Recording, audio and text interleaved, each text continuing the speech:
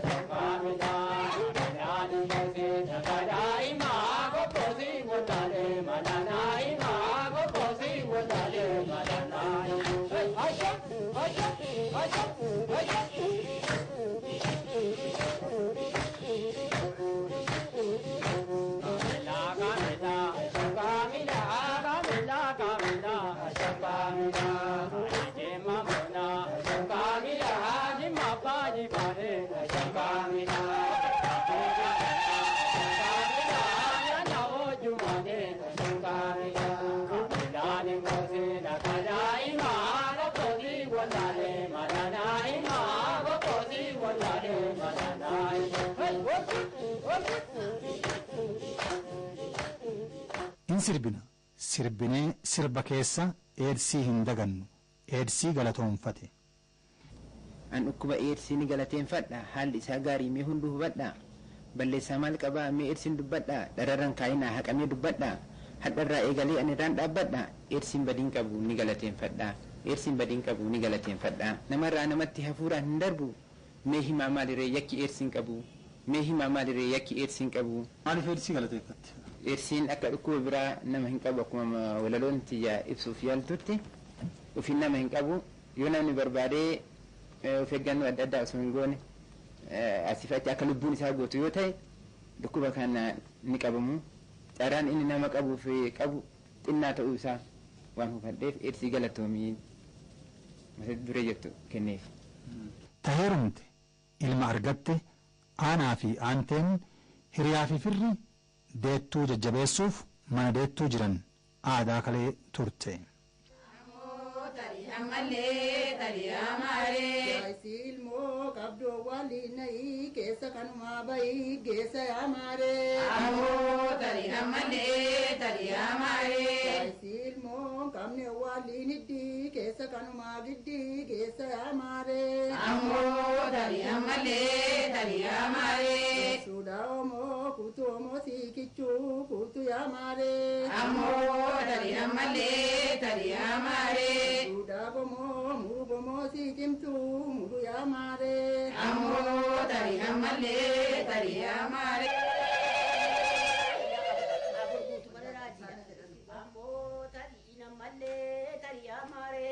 Ammoo tarii ammallee tarii yaamaare. Saakechuu nyaaddu nasii kunchisaa miti wagguma waggaan da'i nasii guddisaa miti yaamaare. Ammoo tarii ammallee tarii yaamaare.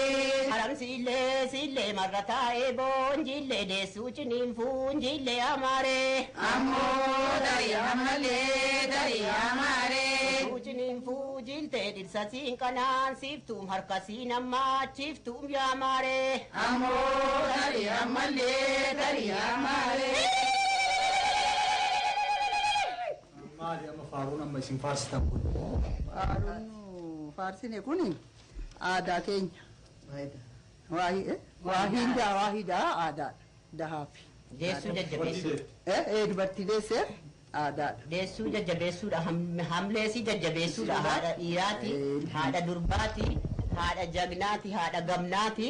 Akka deessuun daharratti hin qaanofne akkasiin hin yaaddofnee fi akkas bira tarree isii jajjabeessuudha mukuusii baasuudha. Erga siin deessee booddee. Erga siin deessee booddee kaan maa deesse jedhaa kaanii baga deesse jedhaa hundi qixxeen hirmaatu hundi qixxee siin gargaaru kanaaf isii jajjabeessuudha. Kana jennaan daha sanatti itti boontee akkasiin itti gammaddu jechuudha. Isiin ilmoo hin qabne awwaalli isii hiddii keessa waan jedhuuf keessa maal agarsiisa kun maal mul'isa? Egaa inni awwaalliin hiddii keessa kan jedhamu isiin ilmoo hin qabne dhugaa ilmi sii jiraate wayini abbaan manaatiin kun qabeenya gaarii hin qabu yeroo dulloomani qabeenyi namaa bicataa dhufa. Ilmi yoo jiraate immoo qabeenyi namaa guddataa dhufa dagaagaa dhufa. Haadha isaa akka gaariitti dhukkubsachiisee akka gaariitti owwaallaa jammii keessa geessee owwaalchisaa. Kafanaan isii bitamtu banjaadha. Sadaqaan isii sangaadha. Kan warra ilmoo qabu. Kan jara ilmoo hin qabne immoo kafanaan isaa moofaa sadaqaan isaa oolaa. Owwaalliin hiddii keessa isumaa giddiif geessa. Kan jedhame egaa haadha ilmaa jajjabeessuuf. Akka namni daa hin taati oofne. Mucaa guddisuu akkan ifanne edaa kana qabaa miidhagaa kana qabaa jedhee jajjabaatee inni dahee akka gaariitti ilma ofii guddifatee kan jedhuudhaaf. Ammallee faaruu isin faarsitan tana keessatti dhabduu firriyyuun jaalatu waan jedhu jira. Maal jechuudha kun? Dhabduu firriin jaallatu jechuun sanyii isaa xiqqeessiti. Sanyii ilma isii xiqqeessiti. Akka ilma hin qabne jecha. Kan ilmu kan hin deenye dhabduun kan hin deenye amma ilmi yoo ilma fuusifatanii naafa deessu. Gurbaas durbas naafa deessuuf fuusifata. Naafa dagaagu qacceen kun naafa bal'atu jechuudhaaf fuusifata. Mucaa ofiifis jecha ammoo qaccee ofii daneeffachuudha. Hennuu isiin dhabdugaa firri isaan jaallatu. Kan jibbu amma fira isaati. Ilma yoo hin qabaatin jechuudha. Yoo ilma hin qabaanne yoo hin deenye dhirsa sanaafis gajjettee hin bultu. Dhirsa sanaa hin bitamtu jechuudha. Dhirsa durba ta'ee dhiira ta'ee yoo dhabde firriin jaallatu kan biraa fuudhi jedha. Kan biraa fuudhi jedha. Qaccee keenya kutteetti isii kana dhiisii kan biraa fuudhi. Isii deessu jedha. Kana jennaan dhabduu firriin jaallatu yaa qonqorditti kanaaf jedhamu. Sanyii isaa xiqqeessa. Qonqordaadhati wayitti hin qabdu. Isiin deessu immoo egaa yoo dhufte waggaa barfatte bakka isiin da'uu diddeetti isiin agaltuu isiin dhiibtuu ati kan biraa fuudhi jedha firri. Haati abbaan firas ta'e kamis ta'e. Dubartii qofaa odoo hin taane dhiirilleen dahuu akka hin dandeenye ilma dhalchuu akka hin dandeenye beektanii hubannoo akkanaa qabdanii isin Qabna. amma qabdan. Duroo yeroo ala sirba kana dur sirban. Qaban yeroo sana kan eebbisantu jira. hin qabnu. Dubartiin Dubartii dhuma duwwaa seeta. Dubartii sana malee dhiirri dhabaadha hin jedhu dubartitti dhabduudha. Isiin bakka dahaa hin jirtu hin nyaachuudhuma uffachuudhuma malee isiin hin deessu. Isiin farda gaangoo jedhamee haga galchiiti kan deessu fuudhi jedhama. Gen amma yeroo ammaa gatii wanta riinuu eenyu ta'ee jennaan barnoonni jiru jennaan namni riinuu beekaa gatii ta'ee jennaan dhiirichinis marammaratee kan inni mucaa hin qabne isiin qabdi inni hin qabu gin inni hin qabu jettee isiin immoo jalaa baatee nama biraatti hin heerumtu wajjiniin teessi inni gin isiin hin qabdu jedhee kan biraa fuudha akkas dhiibbaa akkasii dubartiirra jira jechuudha. Owwaallaa irrattis akkasuma. Dhiirsa immoo bifa lamaan addaan laaltan amma faaruu teessan kana keessatti dhiirsa ganamaa fi dhiirsa guyyaa keessaa waan jedhuun addaan baaftanii jirtan. Kuni maal jechuudha? Akkasitti gaa na of kolchaa gaa jechi kan koo kanarratti warri akka inni kan duunaan kan yookiin immoo inni haalli lamaan wal qixaachuudha baannaani kan addaan bahan isin jiran. Kan jedhamuuf maaliifi dubartiin miidhagduu manasi akka qaldiitti hiiktu. Manasi akka qaldiitti hiiktu. Kanaaf dubartiin ala heerumte manuma sii qabdee dagaaguu qabdi, manasi bareeffachuu qabdi, manasi sirreeffachuu qabdi, qabeenya sii bal'ifachuu qabdi, idduma tokkotti sabbattee taa'uu qabdiidhaa fi dhirsa ganamaa wayyaa utuu akkam loleefu, utuu akkam dallaneefu dhirsa ganamaa wayyaa isa qananii qaba kan jedhamu. Amma kama wajjin jirtu kan ilma dhalteef kana jabeessii wajjin jabeessii qabadhu jechuudha. Ay guutuudhaan hamma yoo ajatus gaaramus hamma dhirsa jalqabaa wanti namaa ga'u yoo akkam jaallatte yoo akkam jaallatame akka dhirsa jalqabaa itti heerumanii yoo inni nama akkam nama qanansiise hamma dhirsa jalqabaa wanti namaa ga'u hin jiru. Kan hundumtuu garaa isaatii qaba. Amma dhirsa jalqabaa hammaatus gaaramus dhirsuma jalqabaati. Kamar jalqabaa wajjin jiraachuu kan saara jechuun Sasirri sama ganamaatiif jirra. Isatu gaarii. Hafnaan hafuudhumaan.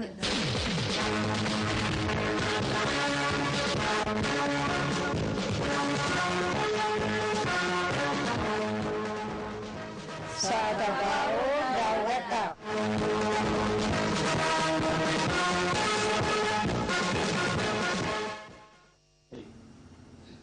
Sisay. Daawwattoonni keenya hedduun yaada isaanii karaa iimeeliitiin, karaa poostaatiin, karaa bilbilaatiin nu bira ga'aa jiru. Meetii kana keessaa kam qabattire? Anillee kan iimeelii filadheen jira. Meetti fufikaa. Tu jalqabamoo nuti jalqabame?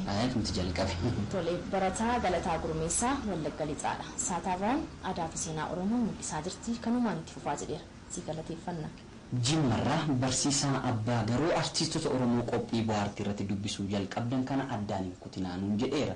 Yaada isaatiif galateeffachaa mee kan Taaddalaa Torbaniitti wal qabate wanni jettu jira?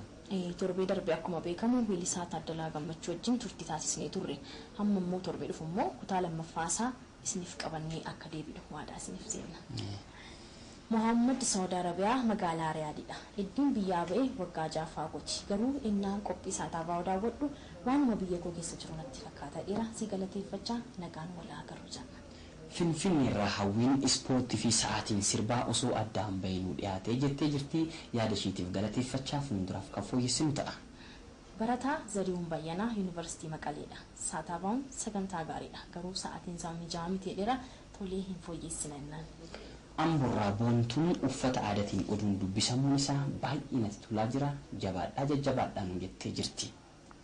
Egaa warra yaada keessan nuuf ergitaniif guddifnee isin galateeffachaa kanaarraaf jennee qopheessine kanuma. Waan nu daawwattaniif galatoomaa isiniin jenna. Qophiin keenya itti fufaa bashannana gaarii.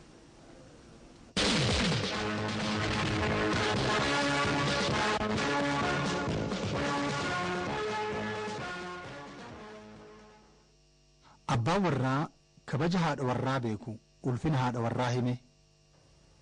Utuma kan haadhaan gubu naan jennaan jecha mootii guumaa tokko yaadadhe akka jedhani wamtan sodaadhu waa afurii jedhan mootiin guumaa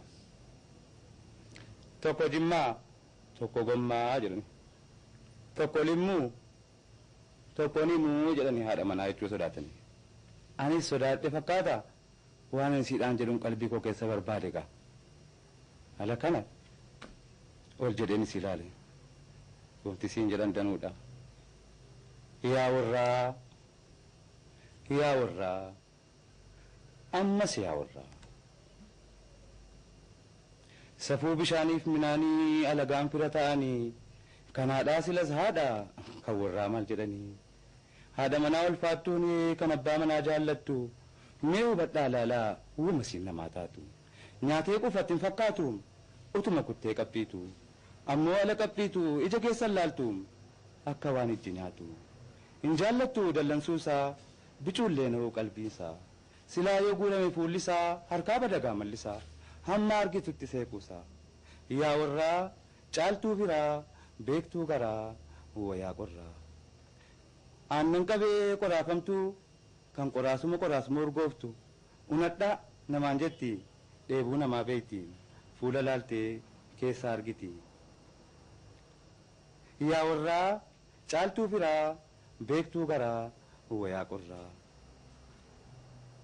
yaa loliisaadha manaaf ibbaa manaa walildiimoo jaraatiin busheessanii mana nyaannaan hin mi'aawu uffannaan yoom tolaa yaa warraa caaltuu firaa beektuu garaa wayaa qorraa ta'utti immoo dhugaa qabdi ija dukkana siiti dukkanaa wal argu miti haasaa dukkanaa beeku dukkana keessallee waliif galu jaalala walii dabalu yaa warraa caaltuu firaa beektuu garaa wayaa qorraa yaa loliisaadha manaaf ibbaa manaa walildiimoo jaraatiin hin busheessanii mana nyaannaan hin mi'aawu uffannaan yoom tolaa jarri lachan wal lollaa namaa lola jaraa yaadda'ee jaarsa barbaaduu raa ta'ee aluma lafti dhi'ee yeroon ciisaa ga'e dafanii dungoo dhaamsanii bakka siree jaraa dhaqanii wal bira hirkatanii waan ta'e immoo beeku malee nasaasanii jaalala walii dabalanii ija dukkana sanaatii wal arganii araara sana buusanii jaarsi jaarsa caalu hoo jiraa sireeni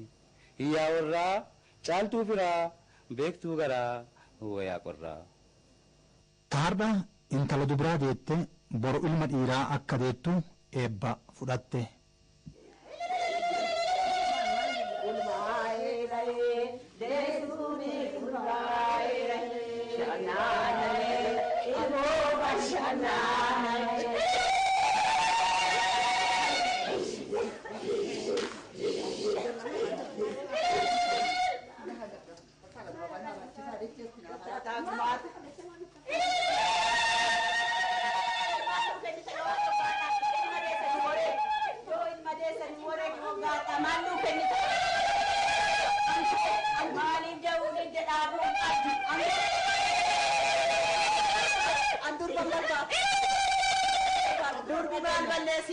Banjaa bulukkoo qabdi soddaa turungoo qabdi.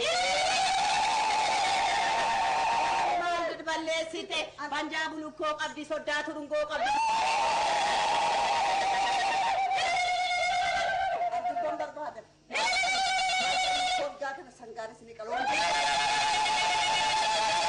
Durbi maal balleessite banjaa bulukkoo qabdi soddaa turungoo qabdi.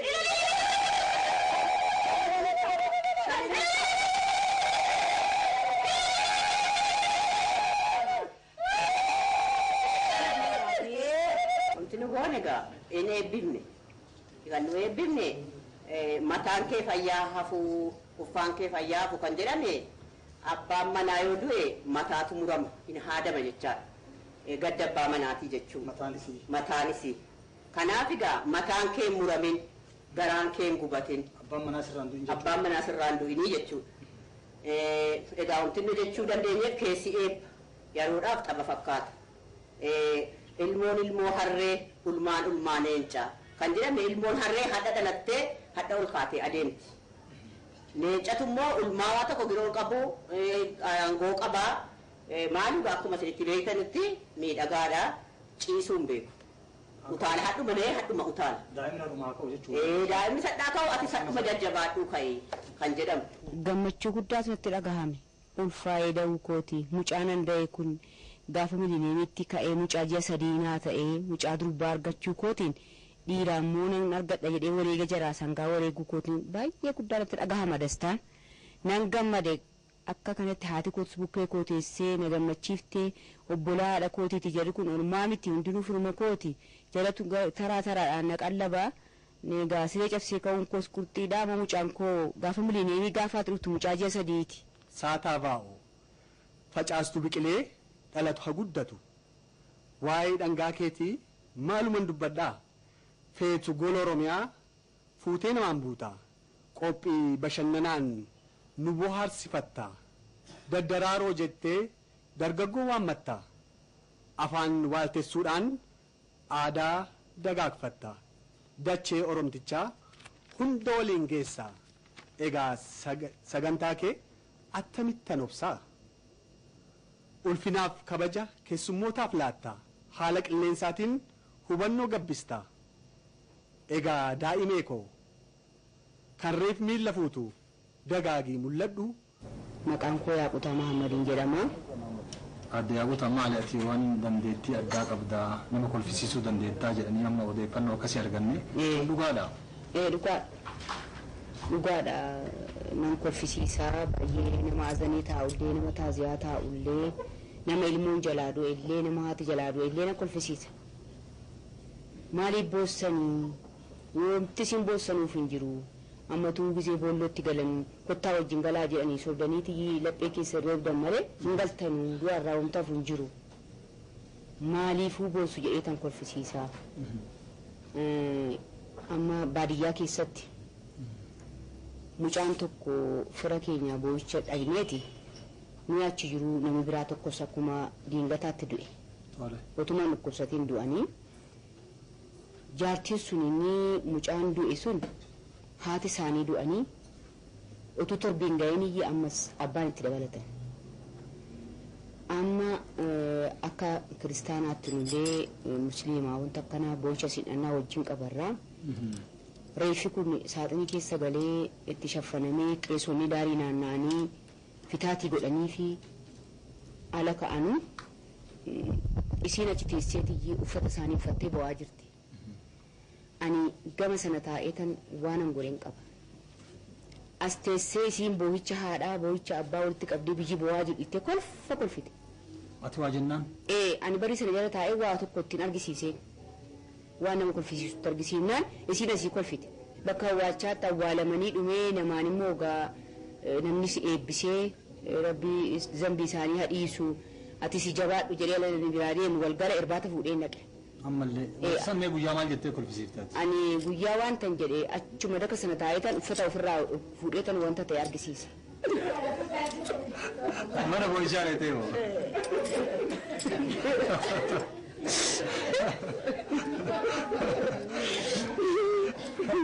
Maaliif hojii akkanaa hojjette?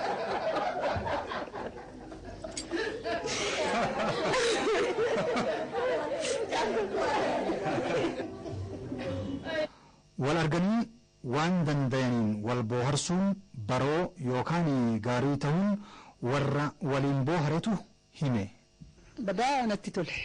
Ani waan amma dhaladhe natti fakkaata gizee amma malee waan dur dhaladhe natti fakkaatu badaa natti tole kun gadi baanee inni biyya namaatii haasa'amu inni biyya namaatii akkana hojjetamu maal jedhamu inni tole biyya keessatti argu badaan hawwa maaliif akkanan taane nu maaliif kanan hojjenne akkana maa gadi baanee hojjenne ergasii gadi ba'u badaan qabnu gatii kanaan inni kun bada natti tole hamma waan dhalani nutti fakkaata gizeen kun mootummaan kunis mootummaa baroo dur kanan beeknu gadi baanee maal jennee kanan beeknu hamma inni gara fuulduraatti kan hundumayyuu itti fufnee hojjennee biyya keenyaaf taphachuunis hundinuu biyya keenyaaf miti gatii kanaan badaa natti tola.